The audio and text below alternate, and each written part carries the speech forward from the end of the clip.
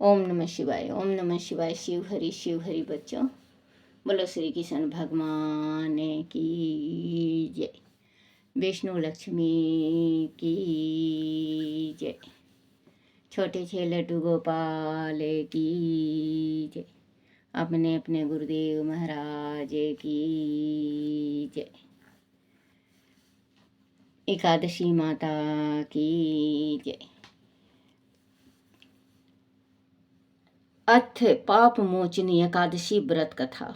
चैत्र मास कृष्ण पक्ष की एकादशी कथा। युधिष्ठिर जी बोले, हे कृष्ण, चैत्र कृष्ण पक्ष की एकादशी का क्या नाम है, उसकी क्या विधि है और क्या फल है। श्री कृष्ण बोले, हे राजेंद्र, मैं पाप चक्रवर्ती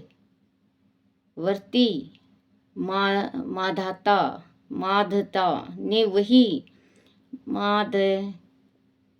ने वही प्रश्न लोमश ऋषि ने किया था। अन्नदाता बोले, हे भगवान, मैं लोगों के हितों के लिए सुनना चाहता हूँ। चैत्र कृष्ण पक्ष की एकादशी का क्या नाम है, उनकी क्या विधि है, सो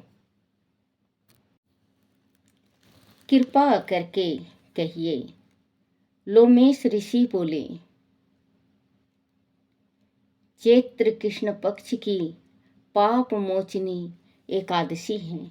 वह 50 योनि को दूर करने वाली, कामना और सिद्ध को देने वाली, पापों को दूर करने वाली, शुभ फल और धर्म को देने वाली है। इस विचित्र कथा को सुनिए। प्राचीन समय में बसंत ऋतु में कुबेर का चित्ररथ नाम का वन फूलों से सुशोभित था। वह गंधर्व की कन्या किन्नरों के साथ विहार करती थी। इंद्र आदि देवता भी वहां क्रीड़ा करते थे।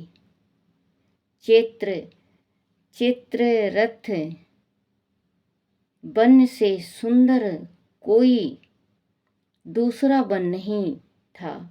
उस वन में मुनि लोग तपस्या करते थे। वह में मेधावी नाम के मुनि भी निवास करते थे। वह अप्सराओं ने मुनि को मोहित करने का प्रयत्न किया। मंजू घोषा नाम की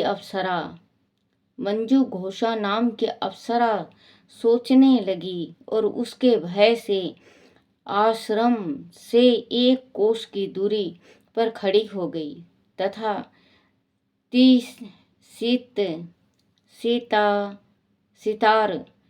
सितार को बजाकर मीठे स्वर से गाने लगी। पुष्प चंदन से युक्त गाती हुई उस अप्सरा को देखकर कामदेव ने भी शिव जी के भक्त उन मुनि सुवर को जीतने की इच्छा की। शिव जी के वर को स्मरण करके उनके शरीर में प्रविष्ट हो गया।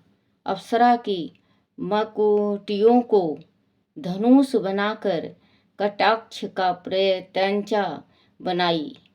पलक समेत नेत्रों को बाण बनाकर सतनों को पनकुटी बनाकर विजय के लिए आ गया। पंचघोषा कामदेव की सेना की तरह थी। मेधावी ऋषि को देखकर वह भी कामदेव से पीड़ित हो गई। यौवन के सुंदर शरीर वाले श्वेत यज्ञोपवीत धारण किए हुए मेधावी ऋषि भी दूसरे कामदेव की तरह शोभित हो रहे थे।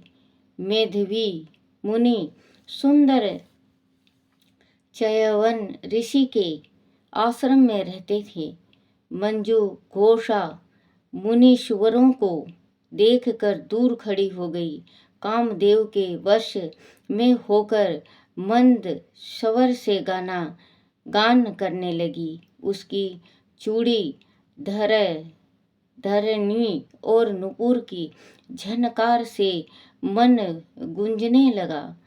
हाव भाव सहित गाती हुई अप्सरा को देखकर मुनीश्वर भी कामदेव की सेना के वासीभूत हो गए। मंजू घोषा आकर मुनि को कामदेव के वासीभूत देख कर हाव भाव कटाक्ष से मोहित करने लगी। वीणा को नीचे रखकर मुनीश्वर का ऐसा आलिंगन करने लगी जैसे आयु से कांपती हुई बेल पेड़ से लिपट जाती हैं। उसके सुंदर शरीर को देखकर वह मुनीश्वर भी उसके साथ वन में रमन करने लगे। मेधावी मुनि शिव तत्व को भूलकर कामदेव के वासीभूत हो गए। रमन करने में कामी मुनि को दिशा और दिन रात का ध्यान नहीं रहा। मुनीश्वर को भोग विलास में बहुत समय बीत गया। आचार का लोप हो गया। तब मंजू घोषा ने स्वर्ग लोक जाने का विचार किया। चलते समय वह स्मरण करते हुए मुनि से बोली कि मुझे अपने घर जाने के लिए आज्ञा दीजिए। मेधावी बोले, हे सुंदर मुख वाली, तू आज संध्या को आई है, प्रातःकाल तक मेरे पास निवास कर। मुनि के इस वचन को सुनकर वह डर गई। फिर उन मुनीश्वर के साथ विषय करने लगी। मुनि के श्राप के डर से बहुत बरस तक रमन करती रही। 57 बरस 9 महीना 3 दिन व्यतीत हो गए, परंतु इतने दिन मुनि को आधी रात के समान मालूम हुआ। इतना समय बीतने पर अप्सरा मुनि से फिर बोली,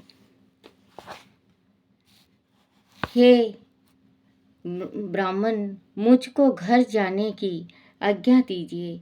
मेधावी बोले, अभी तो सवेरा हुआ है, मेरी बात सुन।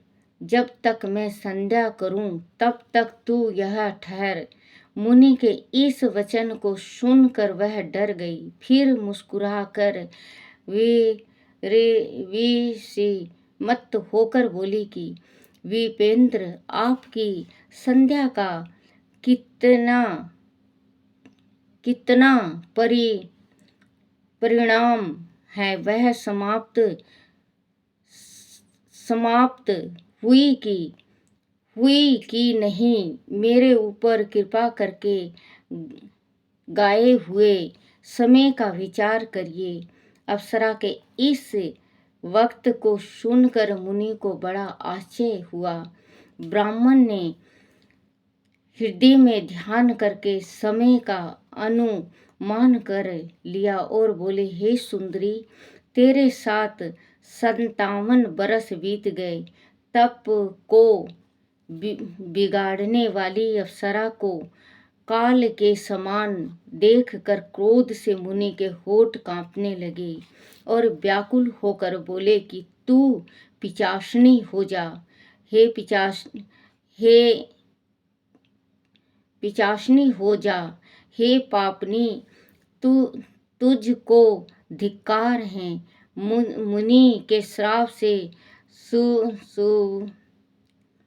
वंद सुंदर भुक्ति वाली अप्सरा नर्म होकर मुनि से प्रार्थना करने लगी, हे विपेंद्र, कृपा करके आपको शांत विपेंद्र कृपा करके आप श्राप को शांत करिए। सज्जनों का वचन आपको शांत करिए। सज्जनों का वचन और सगे संग 7 कदम।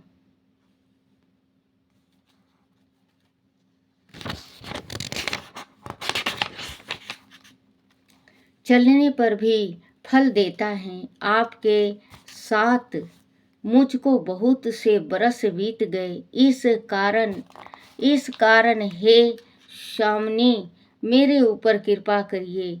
मुनि बोले, हे भद्रे, मैं क्या करूं? तूने मेरा बड़ा भारी तप नष्ट कर दिया है। तथापि मैं तुझको श्राप दूर होने का उपाय बतलाता हूँ, उसे सुन। चैत्र कृष्ण पक्ष में सब पापों को नाश करने वाली पाप मोचनी नाम की शुभ एकादशी होती है। हे सुभद्र, उनका व्रत करने से 50 योनि छूट जाती हैं। वह कहकर मेधवी पिता के आश्रम चले गए। मेधवी को आया हुआ देखकर च्यवन ऋषि बोले, हे पुत्र, तूने ये क्या किया? सब तपस्या को नष्ट कर दिया। मेधवी बोले, मैंने अप्सरा के साथ रमण किया, बड़ा भारी पाप है। अब यह प्रायश्चित बतलाइए जिससे पाप दूर हो जाए। चमन बोले, चैत्र के कृष्ण पक्ष में पाप मोचनी एकादशी होती है। हे पुत्र, उसका व्रत करने से पापों का समूह नष्ट हो जाता है। पिता के इस वचन को सुनकर मुनि ने उत्तम व्रत को किया। मुनि का पाप दूर हो गया और धर्मात्मा हो गए। वह मंजू घोष भी इस व्रत को करके पाप मोचनी के व्रत के प्रभाव से 85 योनि से छूट गई। दीप रूप धारण करके वह सुंदर अप्सरा स्वर्ग को चली गई। इस व्रत के करने से बहुत पुण्य मिलता है। फलहार इस दिन चिरंजी का सागर लिया जाता है। बोलो श्री कृष्ण भगवान की जय। श्री कृष्ण गोविंद हरे मुरारी, हे नाथ नारायण वासुदेवाय, हे नाथ नारायण वासुदेवाय, हे नाथ नारायण वासुदेवाय। बोलो श्री कृष्ण भगवान की जय हो।